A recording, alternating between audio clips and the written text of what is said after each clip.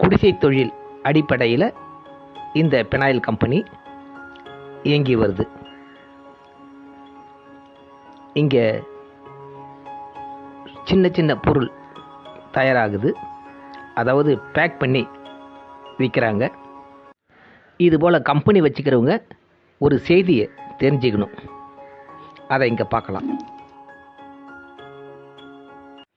இங்கே பாருங்கள், இது மாதிரி ஒரு பாட்டிலில் ஒயின் ஷாப்பிலலாம் பார்க்கலாம். இந்த மூடியை இப்படி உள்ளே போட்டுருவாங்க. இப்படி உள்ளே போட்டால் அது எடுக்க முடியாது. அப்புறம் நம்ம பெனாயில் ஊற்றும்போது ரொம்ப கஷ்டமாக இருக்கும். அதை எப்படி எடுக்கணும்னு சொல்ல போகிறேன். இது போல் பாட்டிலுக்குள்ளே மூடி ஊந்து போச்சுன்னா அதை எப்படி எடுத்தாலும் எடுக்க முடியாது. நாம் ஒரு கோணி ஊசி இருக்குது பாருங்கள், அதை இது மாதிரி முனையில் வளைச்சி வச்சுக்கணும். இதை வச்சுக்கிட்டு எப்படி எடுக்கிறேன் பாருங்கள், ஈஸியாக வந்து போச்சு பாருங்கள். ஒரே முறை தான், ஈஸியாக இருக்கும்.